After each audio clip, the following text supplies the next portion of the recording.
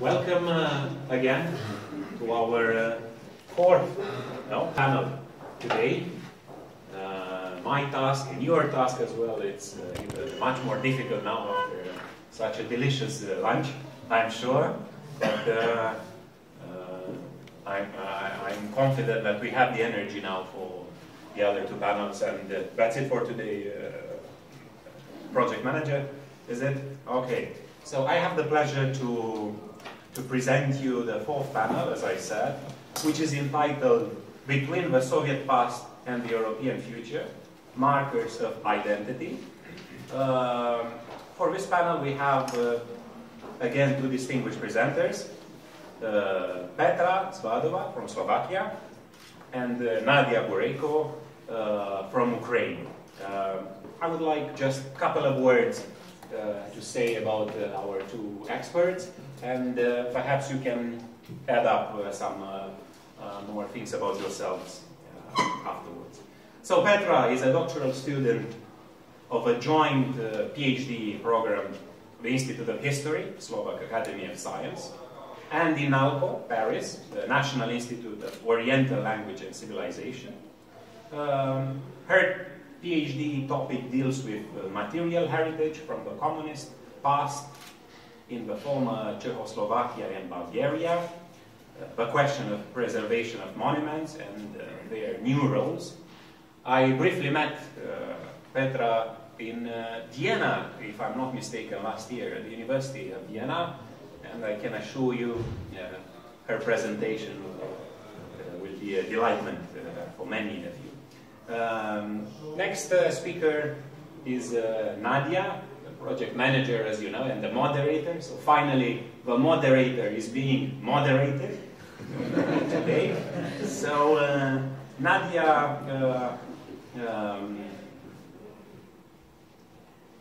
is one of the members of the scientific NGO Quadrivium, which is also the host of our event today. She was a former postdoctoral researcher at the University of St. Gallen in Switzerland, and currently she works for the Institute of Advanced Studies, New Europe College from Romania. Without further ado, I think, Petra, if you could start, the floor is yours. Thank you very much. I hope you will fall asleep after the lunch. So. Coffee is provided in 1 hour, so you have to resist. So thank you for a small presentation. As it was said, I am working on Soviet monuments in Eastern Europe, or Czechoslovakia and Bulgaria. But today I will speak more about the concept in Central and Eastern Europe, maybe to make some connection with Ukraine. I would like to speak after or in discussion about the situation in Ukraine. And also, it's what is interesting for me is like this transformation and new interpretation after the fall of communism. So if you have any ideas also, I would like to hear it after in discussion. So I'll start with the first. Thank you. So I think if we start speaking about the recent history, it's really complicated to analyze, and especially if the past was constantly deformed by the previous political power, and especially in Eastern Europe and in post-communist countries, memory studies are really important. And the reflection and analysis of the tangible objects of the history are the lieux de mémoire. I don't know, maybe you already heard about it. It's Pierre Nora, French historian. It's a term which is used in order to refer to a broad range of symbols, but largely in physical spaces. And the goal is not to make a history of the past, how it's really happened, but the history, how it's permanent reuses and misuses also. You can open. The monuments, they legitimize and reproduce a history, no, a certain view of the past, not history of the past. and they are often the most effective way to disperse ideology and to draw and reshape borders, as we know it's happened in the 20th century in the Central Europe after World War II. I will speak about after. And after this small introduction about my subject and small methodology, I pass to my presentation, the part of my presentation. The first is about Sovietization of Eastern Europe after World War II. The second is domination of the collective memory. I will speak about more about rituals and commemoration. After third, it's collapse of communist regime after '89 in Eastern Europe. And fourth one, it's more political. It's heritage in geopolitical struggle. So, first one, Sovietization of Eastern Europe. The statues and the memorials were always represented as a way to remember. Monuments become places for the memory of really important or often important historical events.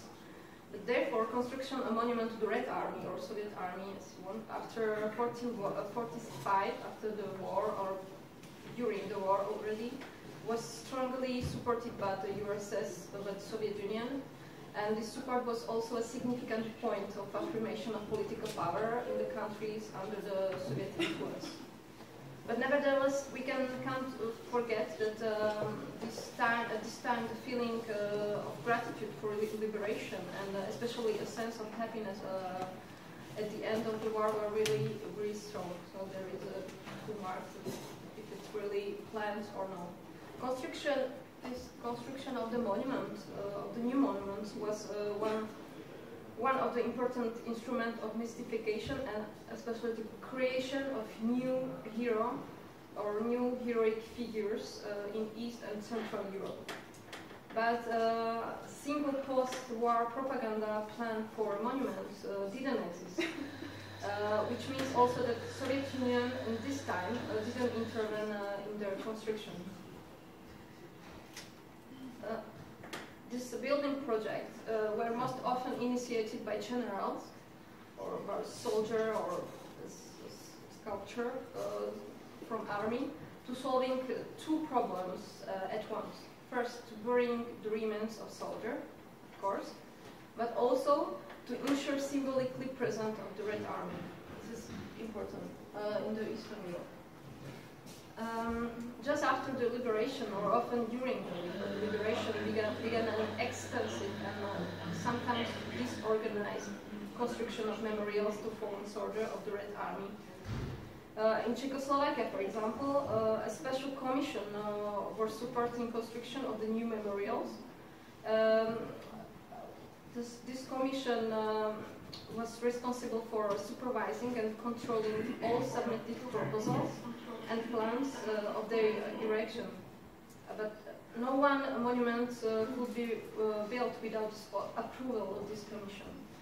All financing of construction couldn't be paid by the state in this time after World War II. But instead, these funds had to be collected from citizens. So you can imagine the situation after World War II, after social situation. In 1945, you have really not good social condition, and there is also collect for monuments to build it. However, in the 50s, it's another situation after some years after the war.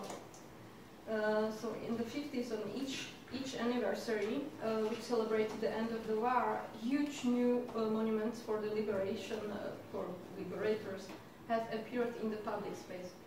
So in fact, all monuments constructed after World War II explain maybe much more about those who built them than about the historical moments to which they refer, I know.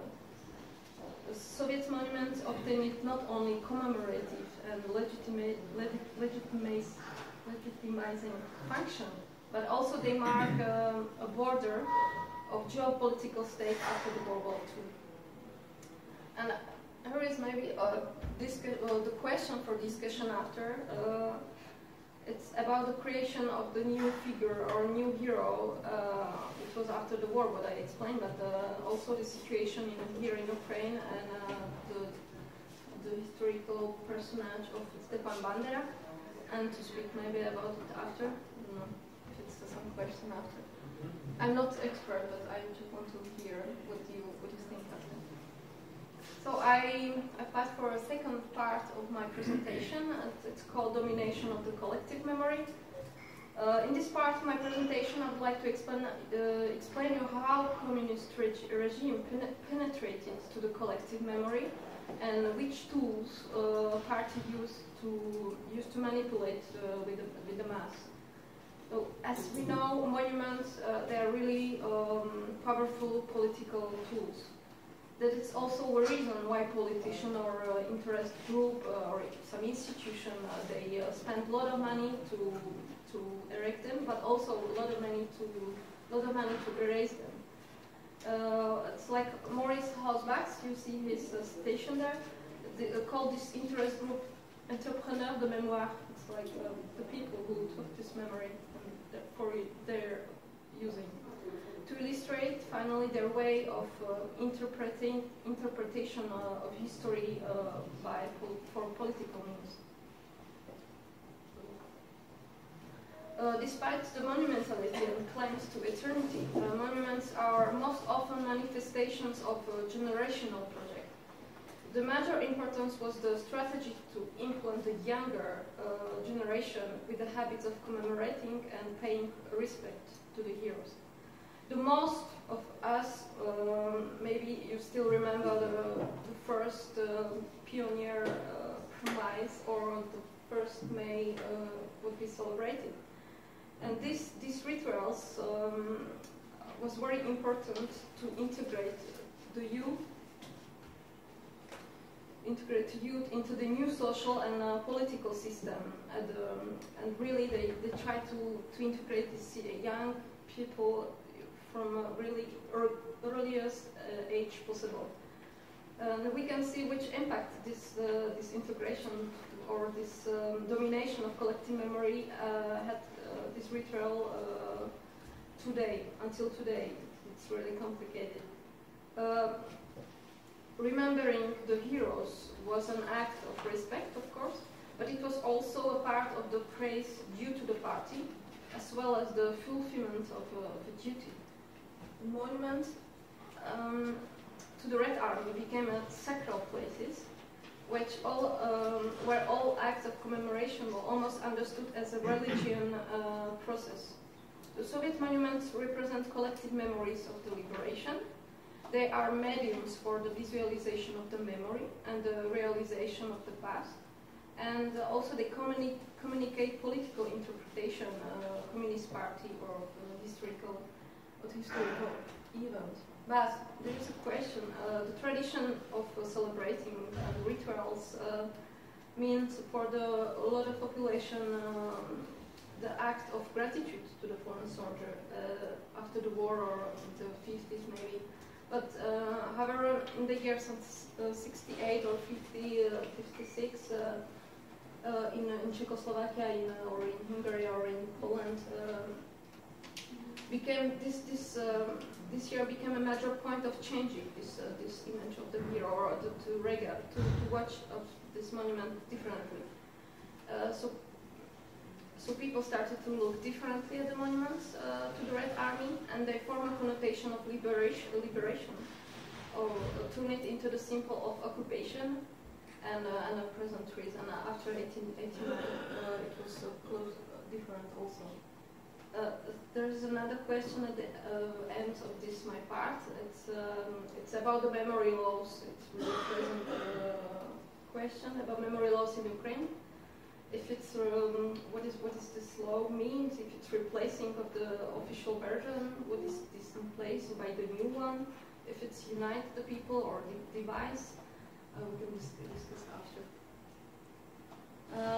The third part of my presentation will speak about the collapse of the communist regime in Central Europe and Eastern Europe.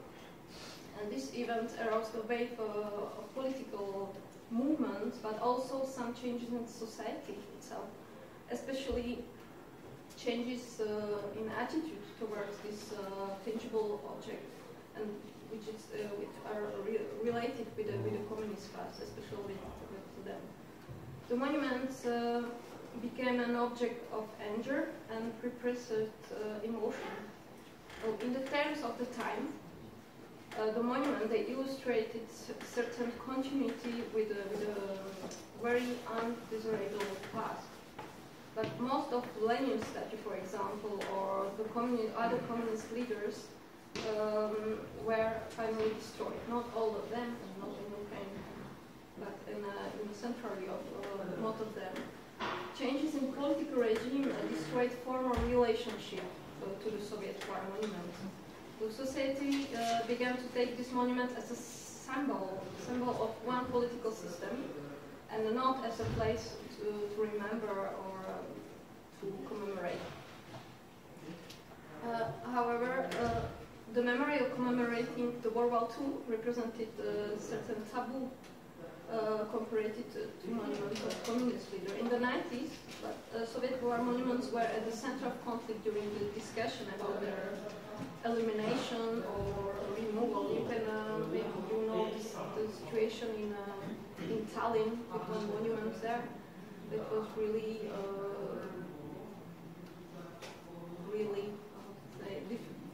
it was really difficult for society, not for society, but there is a minority, Russian minority, and also Estonian, and one part they want to replace it, the other one they want to keep it. So this is really important how society understands this action. So the monuments which were not destroyed during this time, we can say, chaos, in '89, they are really difficult to remove. It's not possible to remove them or to destroy. Remove maybe with some possibility maybe. But because these monuments, they are protected not only by law between Russia and every post-communist country, most of them, but also by an international law, and which this law, they protect all monuments which describing the war.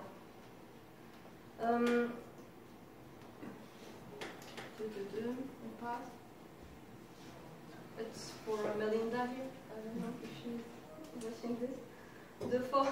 The fall of icons of the ancient regime is always emblematic of the new beginning, or mostly legitimize the new government who is coming to the power. Soviet monuments were, and I think they are still, Moscow's weapon in the struggle for political dominance over the interpretation of history. Soviet war monuments are still contested symbol of the Soviet-Russian historical narratives. And here is also my question to discussion about Leninopath, or if you want this couple of Lenin's statue now, last year, or I don't know, maybe still continue in Ukraine, so maybe we can speak after all. And I passed in the fourth part of my presentation. It's about monument or heritage in geopolitical struggles. So public space is really infiltrated by political powers and its purpose. The graffiti as a popular phenomenon comes from the part of society and from the street. The authors of this transformation, they are artists who take the part in the ideological metamorphosis of this monument by expressing the opinion and problems of the contemporary history and not of the past. The memorial to the glory of the Soviet soldier in Bulgaria, this one, attracted attention almost every year as a panel of expression. You can see this, it was a first intervention in 211, and the anonymous artist transformed the heroes of the World War II to the Soviet soldier into American superheroes. But my attention is not to speak about all the intervention because there were really a lot of intervention, mostly every year on this monument. but I would like to refer to important position of the Soviet War monument in the international level. So this is the second one who realized in 2012, and this monument changed its dress again. And it was during the time participating in the world protest against the detention of the three-member Russian activist group Pussy Riot. I think it's very important to remark that this form of demonstration found voices especially in Central and Eastern Europe, while in Western Europe these protests expressed themselves in the street, especially in the street, by the direct like dissatisfaction of the population, and not by these intermediary monuments or statue and monuments. But I think it was maybe the strong. Also, it was maybe this impact was the same strong like this mass of the people on the street. Another one, it's still the same monument, as you can see. In August 2030, so you see it's really mostly every year. It was the 45th anniversary of the invasion of Czechoslovakia by the armies of Warsaw Pact. The invasion which ended the Prague Spring in '68. The monument was covered in pink. The anonymous artist wanted to indicate the fact that Bulgaria never apologized for this intervention. And this pink color, you can see, referred to artistic intervention in 1901 by David Cherny, where the one tank was painted in pink also. Another one, still one, and this you know it. It was in February 2014.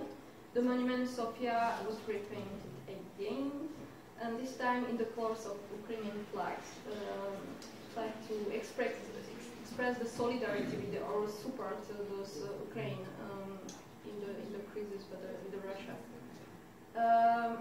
The Russian Foreign Ministry expression, of course, indignation of another case of vandalism. Every time they have to report this, content.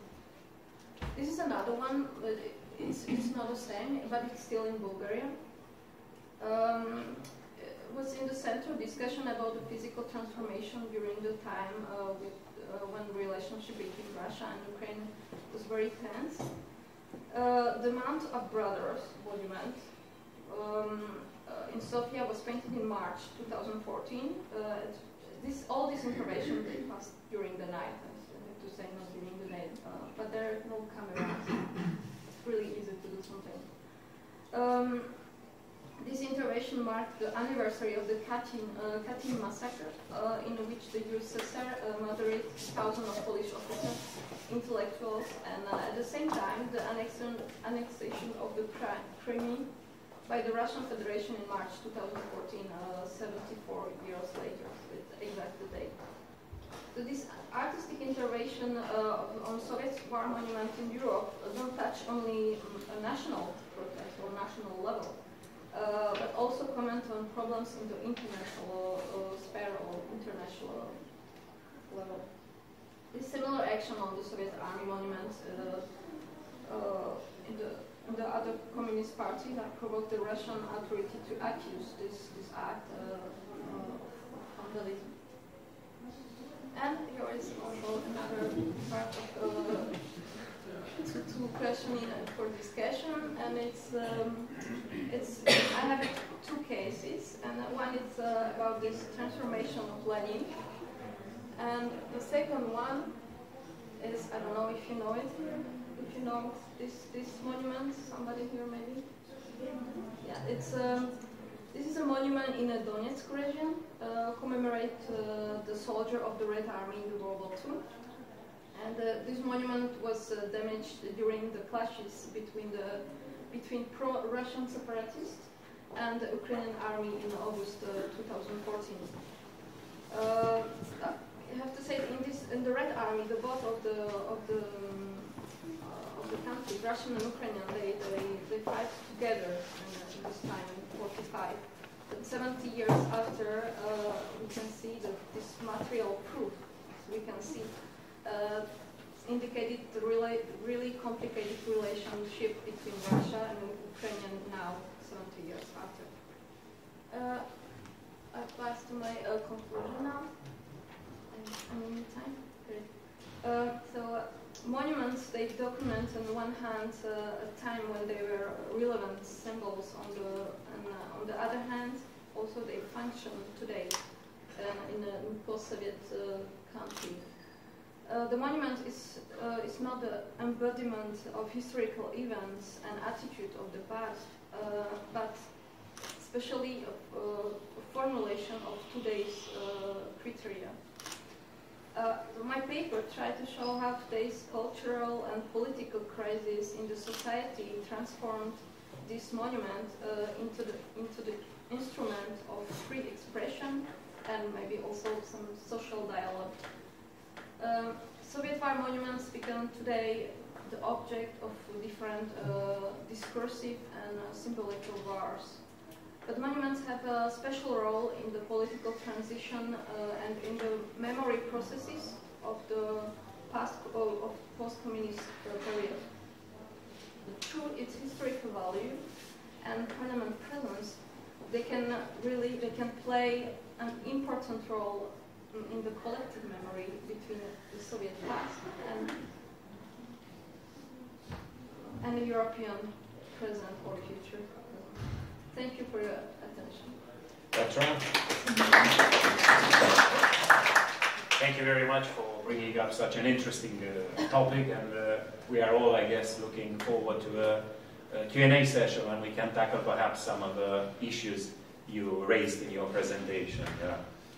Thank you very much, Petra, for this introduction. Actually, when we met with Petra at one of the conferences, we were in different panels because we actually are from different fields. But I was really enjoying that panel, and I found so many precious aspects for my research, for example. What I'm presenting today is bounded Europeanization, the case of Ukraine.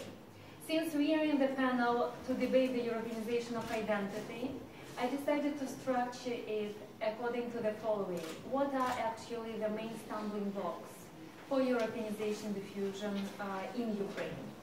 And this is the result of the research that was conducted within the international project, Jean Monnet project, the EU and Eastern Neighborhood, the contradictions of Europeanization and European identities. Together with our moderator, we were working on a case of Ukraine, and hopefully the edited book will be published in the United Kingdom somewhere this summer. Next slide, please.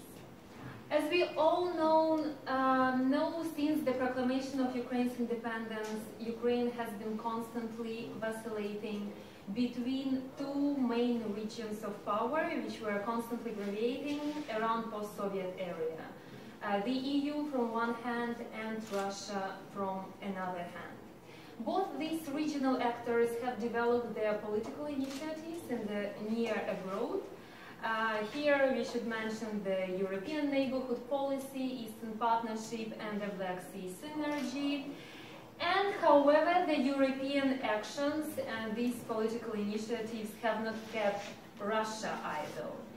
The emergence of the Customs Union and most recently the Eurasian Union made these challenges for Europeanization in Ukraine even more difficult, and actually it questioned the internal and external political options for the countries in between. As we have the panel that is entitled Between the Past and the Future, between communism and between European values, my whole presentation will be structured on this in-betweenness.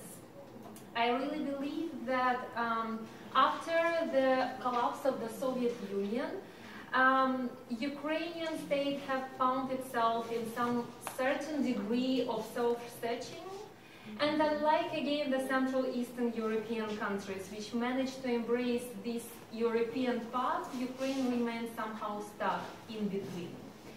And I believe that the multifaceted judgment that has often always been employed in the foreign policy decision-making of Ukraine fueled this in-betweenness. And in turn, the domestic multi-vector behavior, the stereotype that we have while describing the image of Ukraine split alongside the Dnieper River, also translated into this in-betweenness. Somehow I argue that in-betweenness, both external and internal, pose these main challenges for the Europeanization process. We have permanent internal social cleavages, language concerns, different attitudes towards historical memories and historical events and personalities, completely different dissimulation of votes during the parliamentary or presidential elections. And actually we do have this lack of clear consensus among elites vis-à-vis Ukraine's future political orientation. And during the years, it has always been a constant source of anxiety. Actually, in the research, we aim at exploring this in-betweenness as a challenge, and we wonder whether their perceived in-betweenness has precluded the consolidation of Ukrainian nation as first and the Europeanization process to unfold. The next one. I won't bother you with the methodology much, but I will just mention that it's mixed method research. I'm more from academia than from policy making, but I will skip vast majority information from here. I will just mention that in the chapter on this in-betweenness as the stumbling block for Europeanization diffusion in Ukraine, we actually study the pendulum, so-called pendulum character of Ukrainian foreign policy, and something has already been mentioned by Mikhail Lopovlyuk, for example, about political initiatives which were made in Ukrainian foreign and policy at different, and domestic policy as well at different levels. And our quantitative methods employed for this research are based on the the most recent surveys which were conducted in Ukraine. And I will focus more on these data. These are data of the survey conducted by the Razumkov Center, by the Kokocherif Democratic Foundation, Initiative Foundation, and by the survey that is called Region, Nation and Beyond, the reconceptualization reconsideration of interdisciplinary and transcultural aspects of Ukraine.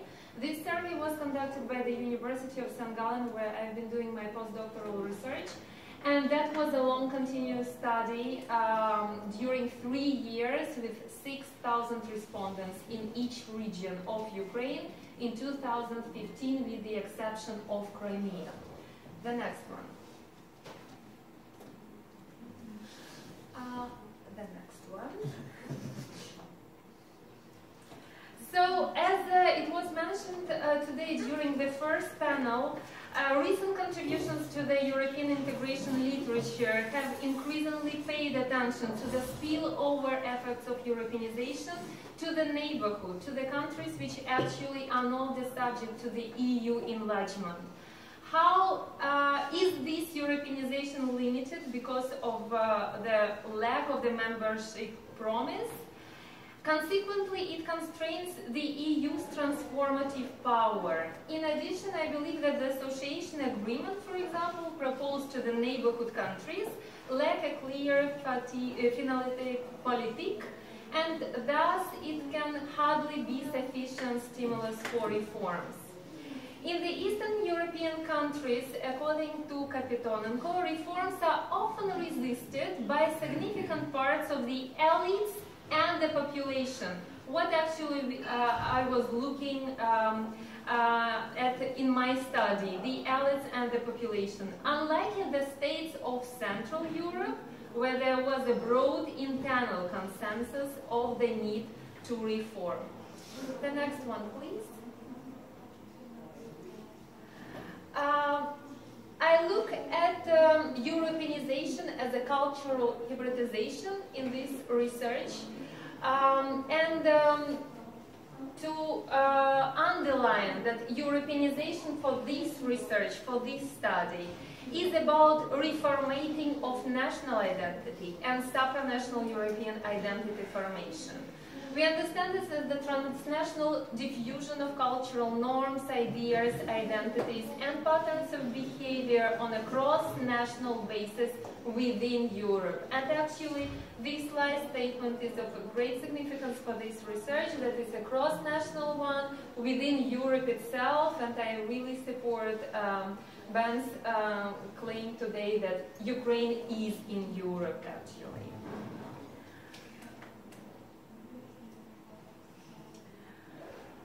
In-betweenness of Ukraine in different terms, geopolitical, cultural, political, refers to all these areas that I've just mentioned that has alternately served as barriers or corridors, so-called no man's land. I prefer to skip and to avoid actually the formulation of the buffer. But actually, these countries found in between follow a similar path its geographical location has, both embracing internal and external political decisions. That is why we are focusing on two dimensions: external as the foreign policy of Ukraine, and internal as all these cleavages and lack of consensus actually among population.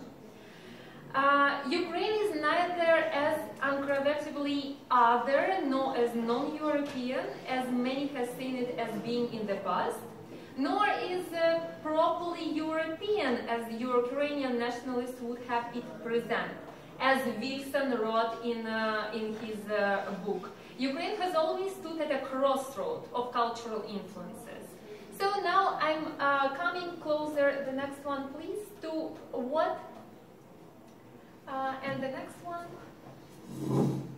being a country of in-between, vacillating between the EU and Russia, we have this stereotype, and actually we prove in this work that this is a stereotype, that Ukraine is split. I do not agree with Radchuk, for example, statement about two Ukraines. I'm closer to Rytsak's ideas to study Ukraine in regionalization and to consider each region. We have chosen several variables: language, historical past assessment and historical memories, choice of future orientation, and political preferences and distribution of votes during the elections. What I've been doing in this research, using qualitative methods, we were developing statistical models to prove actually that there is no contradiction between these variables and the national identity.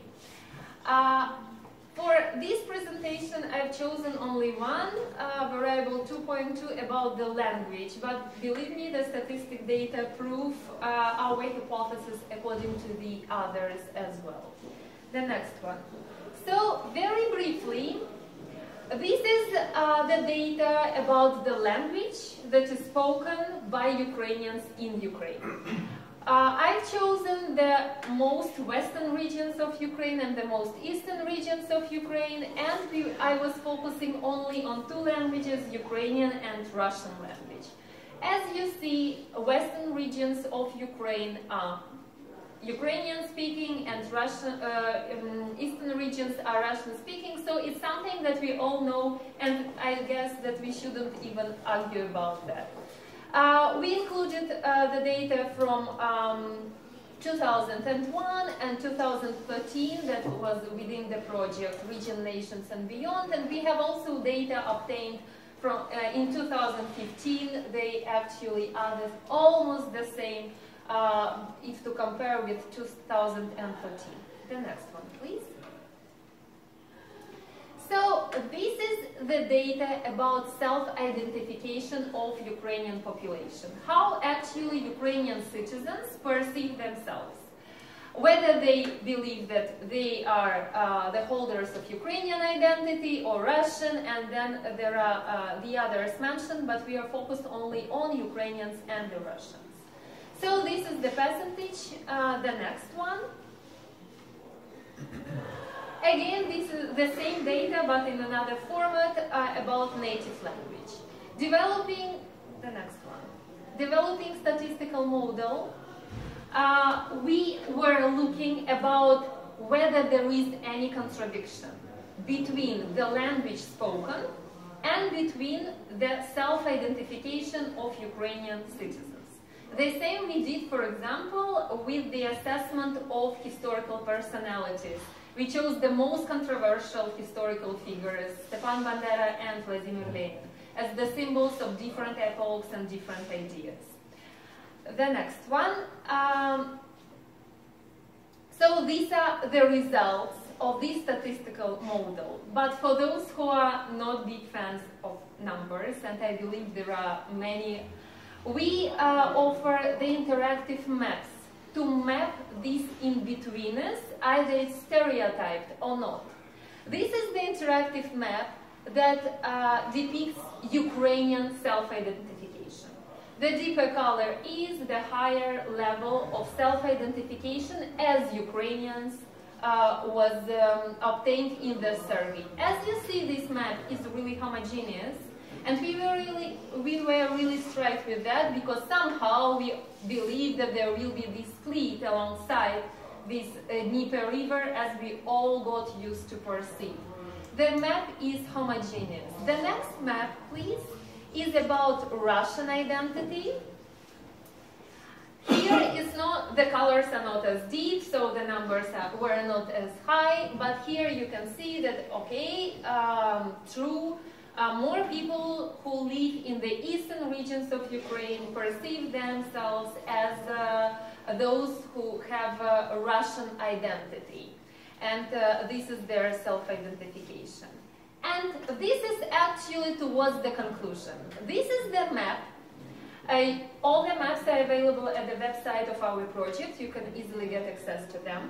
This is a map that demonstrates those citizens of Ukraine who have Ukrainian identity and speak Russian language. As you can see, there are quite many people with Ukrainian identity, Ukrainian citizens in the western part of Ukraine who speak Russian language. While developing these models about historical personalities, we had many questions. We had many questions about whether you prefer to keep the memories towards historical personalities, whether you believe in the significance of the contribution of these historical personalities to the shaping of national idea and to the future of Ukrainian nation. There were many questions, and the results were more or less the same. So somehow, the conclusion that can be made is that the current Ukrainian nation now is under transformation. We cannot speak about Ukrainian nation as the one that is based on ethnic background anymore. And I believe if to compare the data from mid-90s, then at the beginning of 2000, during the Orange Revolution, and now, I really believe that Euromaidan was that moment that really enhanced this transformation. Can we speak about Ukrainian nation as a civic one or political one? I guess this is the question for future researchers. But the most important, the next one.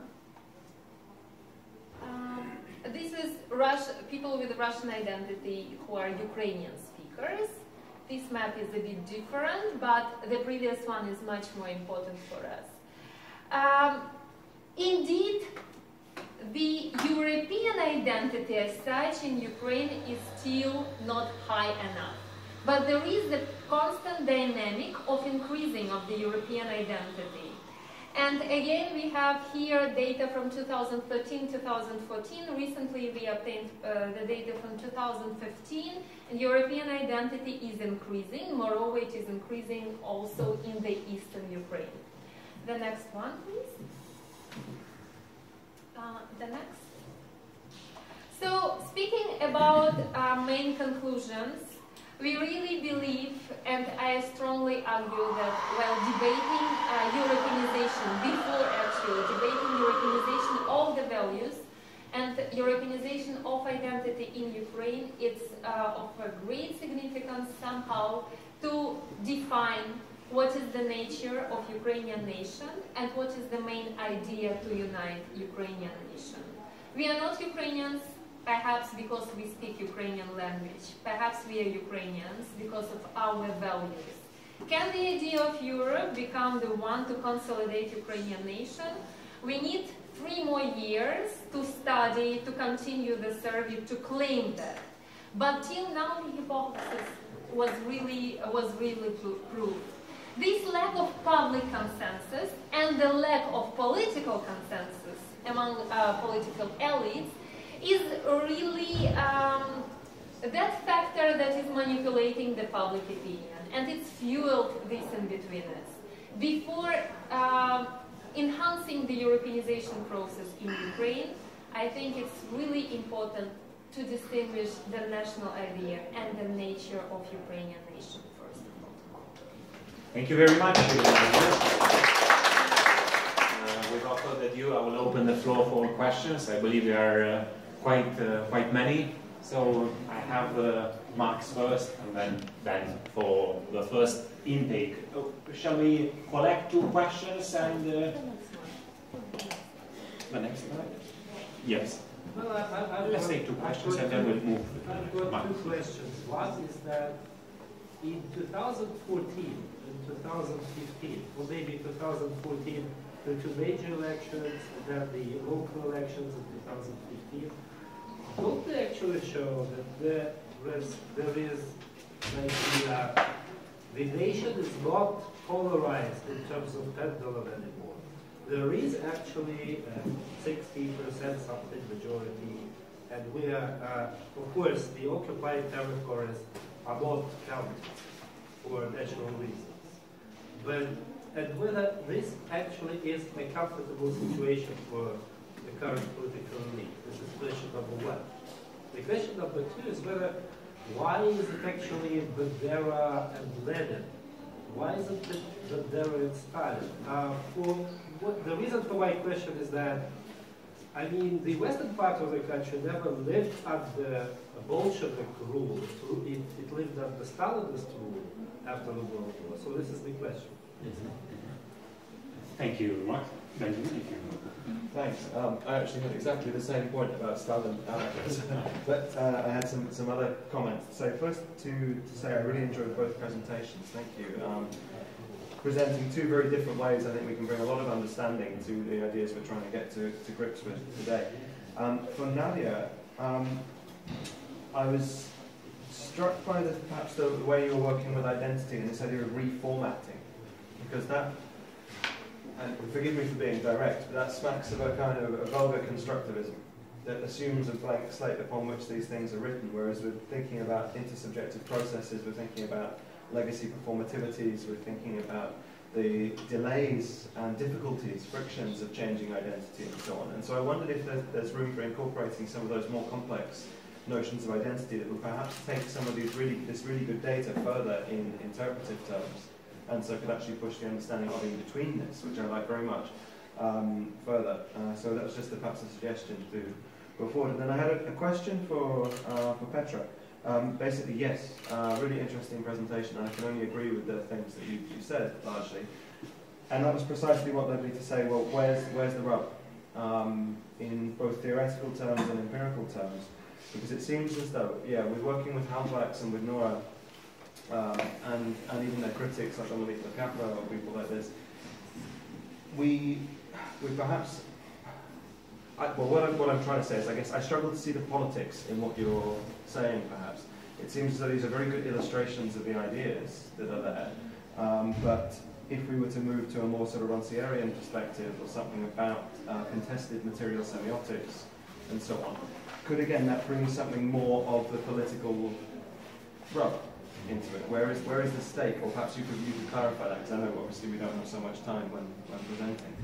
So you could perhaps say a little bit more about that. And in terms of contestation, particularly, and mutual or plural interpretations, I mean, this Leninopad that you showed, I mean, one of the famous ones that was torn down was the Black Lenin, and this had been consistently reinterpreted as a joke, partly. And so there's not sort of one fixed memory, but or one fixed idea or interpretation at any one time, and I'm sure that's not what you're saying. But I'd like to hear a bit more about how you understand those politics of materiality actually at work. That's right, Nadia. What do you think about that? Tell us. Yeah, I will start, I guess, with Stalin-Lenin, because it's one of my favorite questions I'm asked about that. So, like for so many times. Indeed, in our survey, we included the questions not only about Bandera and Lenin. We also had Stalin. We also had Ivan Mazepa. We had Catherine II, for example. But the support for example, those who wanted to keep the memory, monuments to Stalin, or those who really believe in the value of his politics and who have like a high level of praising his historical personality, is minimum even in the eastern Ukraine. That's why for the presentation I mentioned Stepan Bandera and Vladimir Lenin, because Stepan Bandera has very high support in the western Ukraine, and Vladimir Lenin has the same high support in the eastern Ukraine, and in some regions in the southern Ukraine. We couldn't speak about this support that was obvious. It wasn't for Joseph Stalin, but still on the survey we have mentioned him, and on the website of the project you can easily check the data and information about that.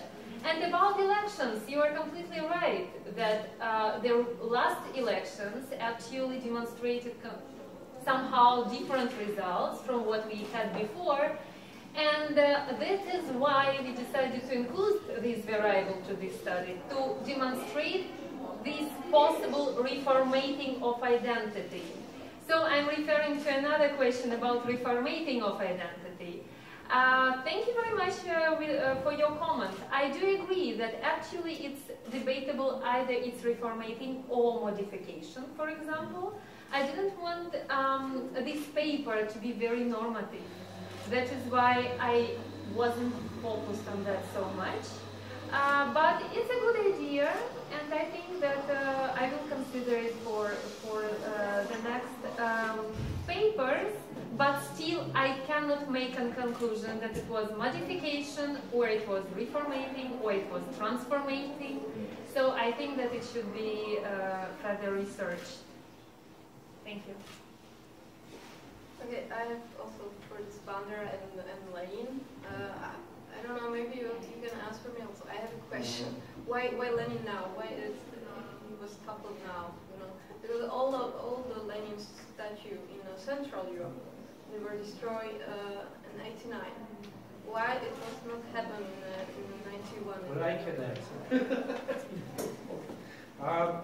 Well, Ukraine didn't have any illustration processes in 1991, and basically the Communist Party tried in 1998, say the Communists together with some of other leftist allies have controlled the parliament. So the Communist Party have not been really prohibited. It approved its right to continue in the Constitutional Court in 1992 and 1993. So basically, Lenin's didn't, nothing happened to them, just because the part of the political elite which modified itself under the new market economy rules just continued all the way until 2013.